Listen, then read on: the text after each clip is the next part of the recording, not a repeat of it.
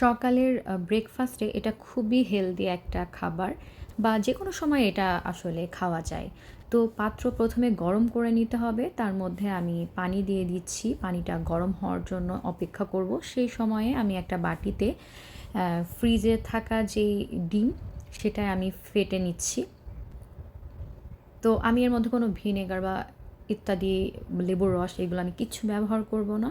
Just ডিমটা ফেটে পানি মোটামুটি মানে বয়েল হয়ে আসলে তখন জালটা আবার একটু পরিমাণ কমিয়ে চামচের সাহায্যে একটু পানিটা নেড়ে দিব।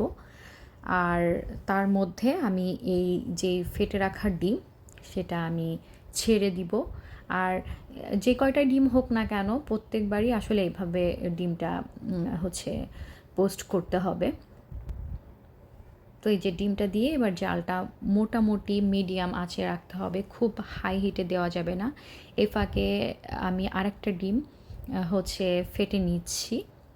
আর এই পর্যায়ে কোনো লবণ বা ইত্যাদি ইত্যাদি কিচ্ছু দেওয়া যাবে না। এই যে ডিমটা আমার বয়েল হয়ে গেছে, মানে পোস্ট হয়ে গেছে, সরি। তো আরেকটা ডিম আমি এই যে এভাবে পোস্ট করে নিচ্ছি। এখানে কোনো তেল কোনো কিছুর ব্যবহার হবে না, কিন্তু খেতে কোনো অংশে কম হবে না। তো এই যে আরেকটা ডিম আমার হচ্ছে পোস্ট হয়ে গেছে। তো আমি আরেকটা ডিমও এভাবে তুলে নিচ্ছি পানিটা ঝরিয়ে।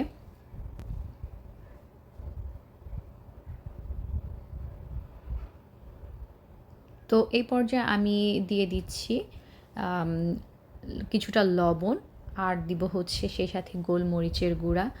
আর চিলি ফ্লেক্স থাকলে এরপরে চিলি ফ্লেক্সটাও ছিটিয়ে দিলে আরও বেশি টেস্ট লাগে। আর ট্রাস্ট মি, এত মজার খেতে এটা, কি বলবো। আমার তো এইভাবে খেতেও খুব ভাল লাগে। আমি এইভাবেও মাঝে, মাঝে ট্রাই করি। সাধারণত এই ডিমটা আমার এভাবে পোস্ট করতে গেলে এতটা ছড়িয়ে যায় না। বাট এবার দিন যেটা হয়েছিল, মানে ডিমের আবার টেম্পারেচারের ব্যাপার থাকে বা ইত্যাদিতে আরও অনেক ধরনের, মানে বলে না একটু ঢং টং করে করলে তখন দেখা যায় যে ডিমের এই সাদা অংশটা এভাবে ছড়িয়ে যায় না। তবে আমি আজকে এত কিছু মানে এত ফর্মালিটিস পালন করি নাই। যেভাবে হয়েছে সেভাবে আমি আসলে মানে ডিমটা এইভাবে পোস্ট করে নেই। না হলে দেখা যায় যে ওই আরও পাত্র বা আরও অন্যান্য জিনিসের ব্যবহার করা লাগে। সো সমস্যা নেই, যেহেতু আমি খাচ্ছি। এত আপনাদেরকে অন্য সময় আমি খুব সুন্দর করে দেখাবো যে আরেকটু সুন্দরভাবে কিভাবে এটা পোস্টটা করা যায় বা খাওয়া যায়, বা কারোর সাথে যদি প্রেজেন্টেশনের একটা ব্যাপার থাকে সেটাও কেমনভাবে করতে হয়। Thanks for watching.